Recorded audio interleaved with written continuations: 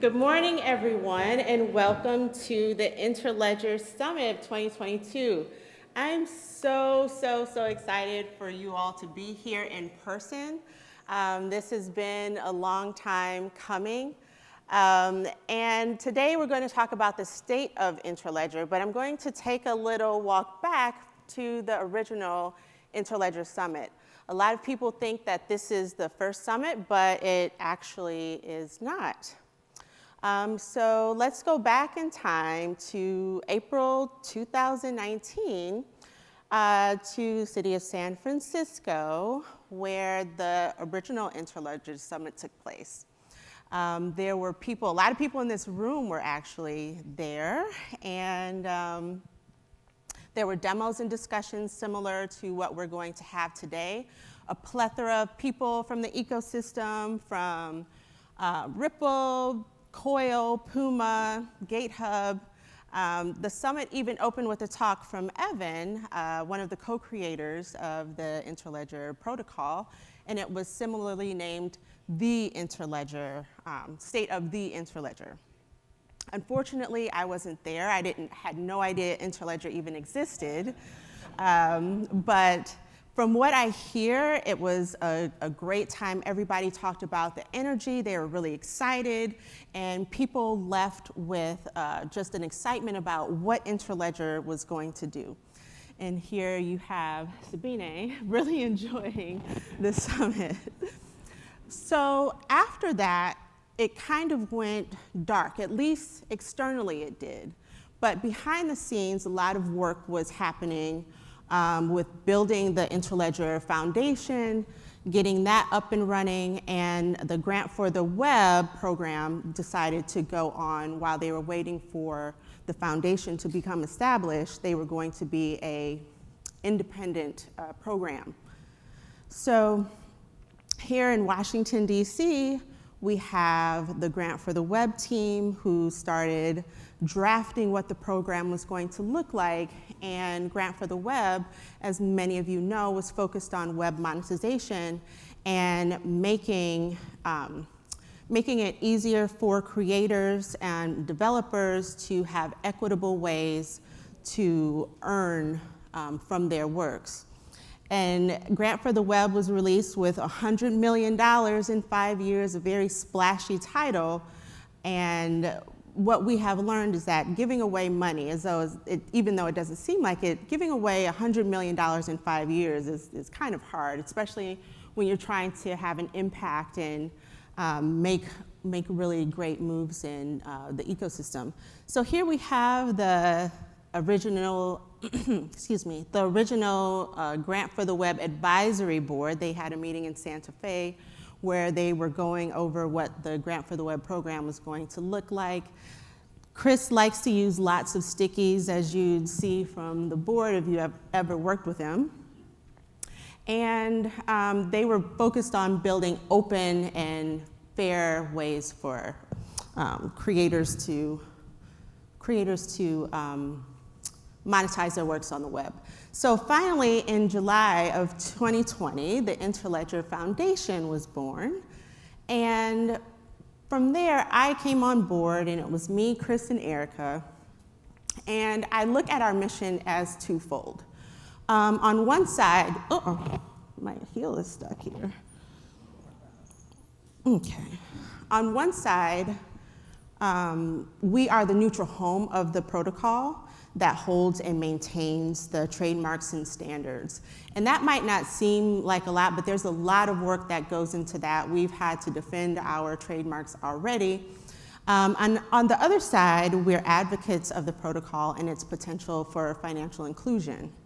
Not only does the foundation work on bringing digital financial agency to the world's unbanked and underbanked, but we do our part in trying to expand the diversity and variety of voices of the creators, innovators, and entrepreneurs in the tech and payment space.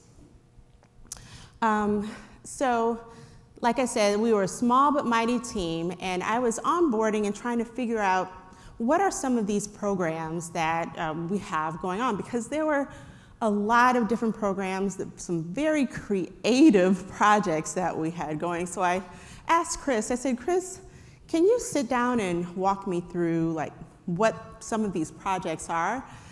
And if you know Chris, as many of you do, he has an equally creative mind. And so I'm going to try to do my best impression of Chris. He goes, so here's what we're going to do. We're going to shoot a rocket into the moon, and then it's going to explode and then have Interledger plastered across the sky. Then someone will sit and take a picture of the fireworks. They will post it on their site, which is web monetized. Like, okay, all right, Chris. But like I said, we had a lot of programs that were going on, and since inception, we've had 188 grants. We have given grants to people in 40 different countries and awards of over $13 million. So we are a young foundation. We're only 2 years old. So that is an incredible, remarkable goal. It's incredibly and remarkable that we've been able to do that in such a short amount of time. And so from each one of those grants, we've been able to learn, gather information, and adjust our approach to the needs of the ecosystem. And I'd just like to highlight a couple of the grantees and ambassadors that we have right now. Here I met Victoria in the elevator yesterday, and she said, oh, aren't you with the team? I said, yeah, I am with the team of Interledger. It's really nice being anonymous sometimes. And Erica Hargrave, she is one of our ambassadors, and we have an ambassador program that brings people who has expertise and connections in areas where we don't necessarily have the connections to engage with the communities that we're trying to reach. Erica is one of our ambassadors that has really been involved and engaged in the web monetization community. We also have Snake Nation, who has been with Interledger since almost the beginning, and I mean beginning of when Interledger first started back in like 2015.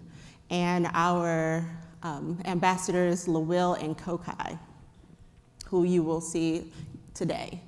And we also have Cult, who has a web monetized galleries that has community-supported content. And as I said before, we were learning from all of our grantees, and what we learned is that many of them were frustrated by the process to get approved with an ILP-enabled wallet. And subsequently, the off-ramps for getting their money off of the network. The team at Cult said, and I quote, "We saw web monetization as a great tool with amazing potential, but the lack of ILP-enabled digital wallets is a barrier for that potential to be realized." And we heard this time and time again from our grantees. So what did we do? We shifted our focus to our call for proposals to bring more financial nodes into the network to address the issue. It's one of the benefits of being a small but nimble organization. To be able to see the gaps in the ecosystem and adjust to fill those gaps, the Cult and Snake Nation teams are examples of previous grantees who saw the potential of web monetization and were trying to shift their focus to fill those gaps to help us out. So here's our latest cohort of grantees. It was just announced this past September. If you were here last night, you met some of them that were in the hallway. Each and every one of them is exploring how to spin up a financial node on the network. These grants are in 3 rounds. So first is a research round where they're looking at what does it take to become a financial node in the Interledger network in their respective regions. What are the obstacles that they have to overcome? The second round is for them to actually build a prototype of their idea, and the third round is for them to peer with someone on the network.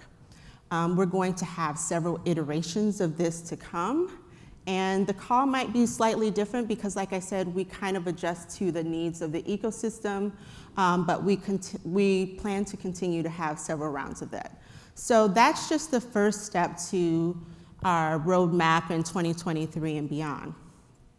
The other things that we're going to be working on is in collaboration with COIL and FinBoss teams this year. We were working on Rafiki, which will continue on to next year. And with the launch of Rafiki, it make it easier to access the Interledger network. Right after my talk, Sabine is going to go on and talk more about Rafiki. I had a couple of questions this morning because people didn't understand exactly what Rafiki is. So if you listen to the talk right after this, you will understand how Rafiki can make accessing the network a lot easier. I call it the plug and play. Before, it took many engineering hours to connect to the Interledger network. It was really difficult, and to maintain in the network, with the addition of Rafiki, it will streamline the process, allowing more people to connect. We aim to get Rafiki to the point of self-service where you don't have to talk to another human in order to implement it. So that is another thing that we're working on next year. In addition, we launched an HBCU program pilot at Bowie State this year, and a lot of the students are in the crowd today. Can you raise your hands for us?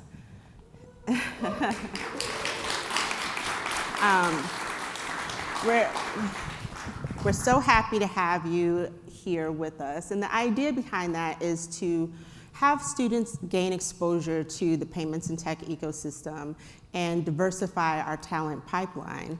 At the end of their class, they will have a project where they present on a couple of solutions that we've asked them to look at, and they have an opportunity to gain funding for their ideas, and hopefully some of them will become entrepreneurs in this space. And so we plan on expanding that to other schools in the future next year. And lastly, Google and Apple have invited us to experiment with web monetization in Chrome and WebKit. I asked Alex, as many of you know Alex back there, the specifics related to web monetization, and he started talking about meta tags and flags, and my eyes glazed over. All I know is that we've been invited to experiment and put with web monetization in the browsers. And we have a research project that's going on with DFS Lab. We really wanted to look at what does the ecosystem need in different countries in Africa. And we didn't want to be prescriptive, like, hey, we have this great thing, you should use it, but rather, how will this be helpful for you? And so me and Alex took a trip. We went to Nigeria. We've been gone for a month. I just got back Saturday. Alex hasn't been able to get home yet. And we took a trip to Nigeria to look at how their payment systems worked. And we also participated in a hackathon from Africa Hacks. And we have been building partnerships. So we went to Tanzania to meet to the Moja Loop convening, which I missed the entire thing because I had COVID. And then we went to Jordan to work with JoePac, the Jordan payments clearing company, where we luckily have a board member, Maha Bahu, who's been really great. And Jordan is very innovative in looking at how payments work and implementing payments, and their central bank is just really amazing, which they've been working with. So here's a picture of us with the team. And also here's a picture of Alex about to get his hand bitten by a camel. If you don't know Alex, he's a very hard person to keep safe, and so I'm very glad that our travels, at least for now, are over. I can hand them back to Julia. So from here, we grew from a small and mighty team to a not so small, but still mighty team. I'm sorry, Max. Alex has to add you to the website. But I really do have the best and most amazing team. Can we please give them a hand.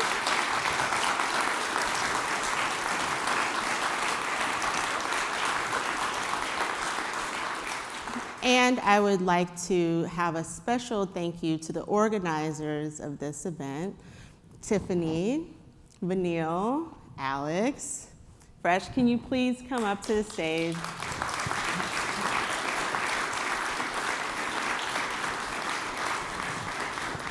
I think Fresh is backstage, is back doing something. We just wanted to bring up and say thank you so much. This has been amazing.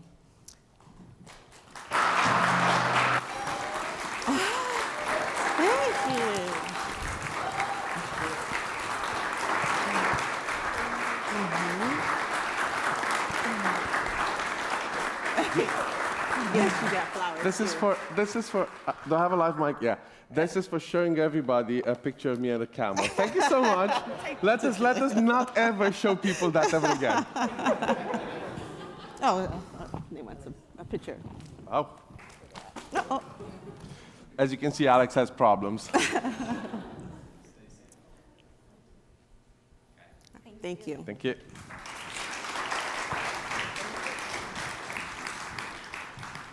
And so with that, we have a great weekend plan that has something for everyone, whether you're a techie, whether you're financial inclusion focused, or both. We really wanted to bring everyone together for a weekend of connecting and bonding and with each other in person, because you can connect on Zoom, but it's just not the same feeling. So thank you for continuing to be a part of our community.